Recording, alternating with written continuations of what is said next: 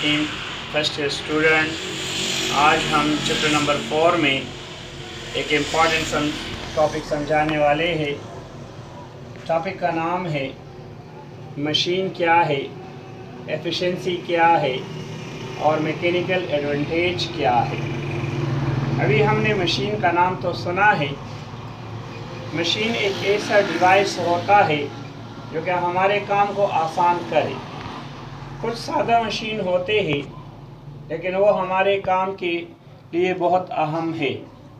तो सबसे पहले मशीन को हम डिफाइन करते हैं कि मशीन क्या है। It is a device which is used for doing work in a useful manner. All machines are useful to multiply, transfer or change the direction of forces. इन मशीनों में मिसाल के तौर पर लीवी है, पुली है, इंक्लाइन प्लेन है, वगैरह वगैरह। To define efficiency and mechanical advantage of a machine, one must know about the following term.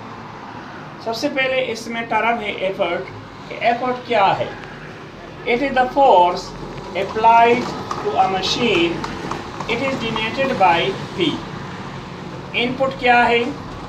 Input is the work which is done by the effort such that input is equal to effort multiply distance of effort. Effort को हम P से represent करते हैं और distance of effort को हम represent करते हैं D से। तो इनपुट बराबर हुआ P मल्टीप्लाई D। ये हमारे पास इक्वेशन नंबर 1 है। इसके बाद है लोड और weight. It is the weight lifted और moved by a machine. Machine जो वज़न उठाता है इसको हम कहते हैं लोड या वेट। इसको हम रिप्रेजेंट करते हैं W से। इसके बाद 4 नंबर पे आउटपुट क्या है? Output is the work done by a machine to lift weight. That is output mathematically बराबर है weight multiply distance through which weight displace. Weight को हम रिप्रेजेंट करते हैं W से और इसको हम रिप्रेजेंट करते हैं कैपिटल D से। ये हमारा हो गया इक्वेशन नंबर 2। अब हम आते हैं एफिशिएंसी। हम ये बात जानते हैं कि इनपुट हमेशा आउटपुट से ज़्यादा होता है। अब एफिशिएंसी क्या है? इसको उर्दू में कहते हैं कारकर्दगी और इसको हम ग्रीक वर्ड ईटा से रिप्रेजेंट करते हैं। इसको डिफाइन करते हैं it is the ratio of output to the input. It is denoted by eta. तो मैथमेटिकल बराबर है eta is equal to output divided by input. Output हमारे पास बराबर है weight multiply to which weight displace और इनपुट हमारे पास बराबर है effort multiply distance of effort. ये हमारे पास इक्वेशन नंबर 3 हुआ। अब हम जानते हैं कि it has a no unit. क्यों? क्योंकि ये एक रेशो है।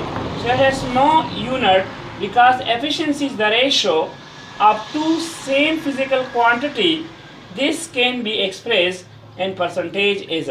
सो परसेंटेज एफिशिएंसी होगी W multiply D divide by P multiply D multiply 100%।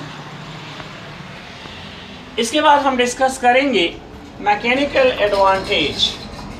It is the ratio of the weight to the effort. That is mechanical advantage बराबर है weight mult divide by effort. So इसको हम इस तरह लिख सकते हैं mechanical advantage is equal to W by P। ये हमारा हो गया equation number 4। Energy losses in its amplification. हम जानते हैं कि एफिशिएंसी बराबर है W multiply D effort multiply D multiply 100। अब आइडियल मशीन के लिए हम जानते हैं कि इनपुट हमेशा के लिए आउटपुट के बराबर होता है। अब इनपुट हमारे पास है W मल्टीप्लाई D, आउटपुट हमारे पास है P मल्टीप्लाई D। तो एफिशिएंसी हमारे पास हुआ 100%। अगर इनपुट और आउटपुट हमारे पास बराबर है तो उस इंजन की एफिशिएंसी होगी 100%। और ये एक आइडियल केस है। प्रैक्टिकली ये इम्पॉसिबल है, but practically it is impossible. Every machine has moving parts and has fraction as a reason. हर एक मशीन के मूविंग पार्ट होते हैं उसमें एनर्जी एक फॉर्म से दूसरे फॉर्म में कन्वर्ट होती है, मतलब उसमें फ्रैक्शन मौजूद होता है। तो प्रैक्टिकली ये बात इम्पॉसिबल है कि इनपुट और आउटपुट आपस में बराबर हो। Because of these forces energy is losses in the form of sound and heat energy. Thus, the output of the machine is decreased, such that output is always less than input. मतलब efficiency हमेशा के लिए 1 से कम होगी, or the efficiency is always less than 100%. इससे हमने ये नतीजा निकाला कि fractional losses reduces efficiency of a machine. Thank you for watching this video.